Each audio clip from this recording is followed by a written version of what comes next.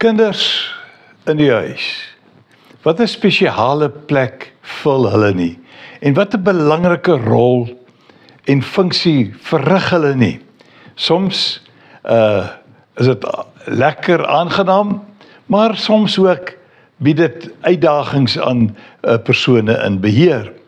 Maar dis baie belangrik om ook 'n paar oomblikke stil te staan en 'n bietjie te kyk na die rol wat kinders in Jesus se lewe gespeel het en hoe hy hulle hanteer het.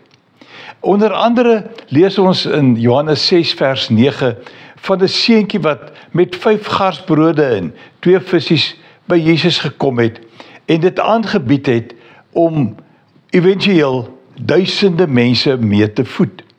Die disippels het getwyfel, hoe kan dit werk? Hierdie bietjie kos. Maar die mannetjie bring dit onvoorwaardelik. Hy plaas dit in die hand van die Here en ek glo hy was deel van 'n groot wonderwerk wat daardie dag langs die meer in Galilea plaasgevind het. Wanneer ek kom by Matteus 18 vers 2 tot 5, sien ek dat Jesus 'n kindjie nader geroep het. Hy wou iets baie belangrik sê en hy laat die kindjie tussen hulle staan, tussen hom en die ander mense. En toe sê hy, dit verseker ek julle, as julle nie verander en soos kindertjies word nie, sal julle beslis nie in die koninkryk van die hemel kom nie. Wie homself gering ag, soos hierdie kindjie, hy is die belangrikste in die koninkryk van die hemel. En dan voeg hy by, wie so 'n kindjie in my naam ontvang, ontvang my. So behalwe die voorbeeld wat 'n kind vir 'n volwassene het, is dit ook so, dat as ons omgee vir ons kinders, as ons hulle reg hanteer, as ons hulle met ander woorde ontvang, in die naam van die Here, ontvang ons hom.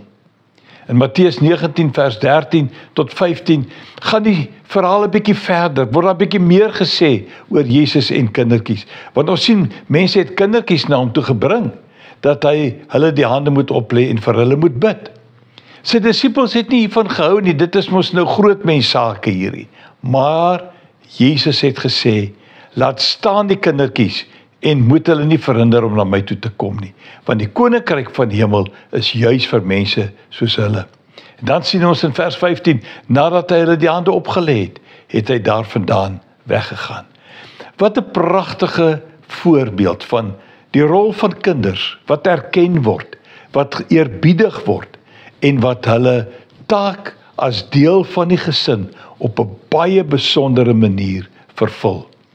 Kom, ons wees ook maar soos hulle. Kom ons sorg ook vir die wat aan ons toevertrou is en ons loop mooi.